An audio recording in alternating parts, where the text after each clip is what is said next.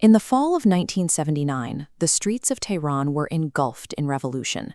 Outside the gates of the U.S. Embassy, furious crowds were scaling the brick walls, demanding the extradition of the deposed Shah and an end to American interference.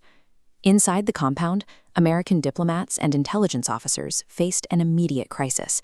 They had thousands of classified documents, espionage blueprints, and informant identities that could not fall into the hands of the revolutionaries breaking through the doors. The embassy staff turned to their most trusted safeguard, industrial shredders. For hours, they fed tons of top-secret paper through the blades, reducing highly sensitive intelligence into miles of thin strips. The American staff assumed this process was final. A machine had reduced the evidence to scrap, and they believed the intelligence threat was neutralized. This reliance on a quick mechanical fix created a significant blind spot.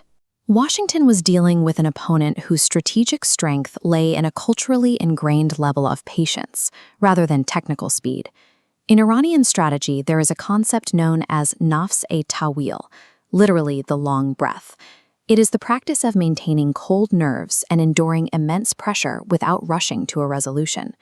When the revolutionaries secured the embassy and found rooms stuffed with shredded paper, they didn't discard the debris. They collected every single sack of scraps. To reconstruct the shredded data, they bypassed modern technology entirely. Instead, they brought in an unexpected labor force, traditional Iranian carpet weavers.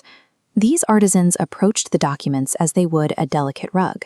They picked up the individual caper strips and began aligning the jagged edges, piece by piece, thread by thread. While a machine destroys a document in seconds, rebuilding it by hand required a labor operation that would stretch on for years. They sat in those rooms, matching millions of scraps to bring entire dossiers back to life. This generational endurance neutralized Washington's technological lead. The fast, efficient American machine was defeated by a slow, relentless focus. Reconstructing the files gave Tehran more than raw intelligence. It provided a tool for psychological warfare. There is a Persian expression for this tactic, killing with cotton. It describes a method of breaking an enemy that is deliberately slow and soft, but lethal to an opponent's morale. Once the weavers finished their work, the Iranian government published the findings. They printed the restored documents, bound them into 70 volumes, and sold them on the sidewalks of Tehran. They then converted the embassy compound into a public museum, renamed the Den of Spies. The rooms where CIA operations were once managed became tourist attractions. Visitors could inspect the very surveillance equipment and files that Washington thought were permanently erased. This spectacle exposed the limits of American intelligence. It established a blueprint for Iran's modern strategy of calculated, cold provocation. Today, the underlying methodology dictating Iran's survival remains unchanged.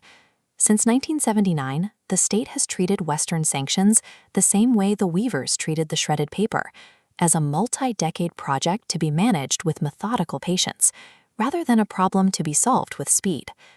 By treating these economic restrictions as an enduring environment to navigate, they absorb the pressure. The focus is on maintaining continuity over decades. Modern U.S. administrations often miscalculate this dynamic. Leaders like Donald Trump have used maximum pressure campaigns with the expectation of a rapid, forced capitulation. This diplomatic approach assumes the opponent is looking for an immediate exit. It fails to account for a nation that views a multi-decade geopolitical standoff as another intricate rug to weave. There is a cultural component to this endurance. Iranians often point to the calming properties of saffron tea, a literal fuel for maintaining composure during a high-stakes waiting game. The reconstruction of the embassy files serves as a lesson in asymmetric conflict. It is a demonstration of how technological speed can be neutralized by an opponent willing to wait decades for a result.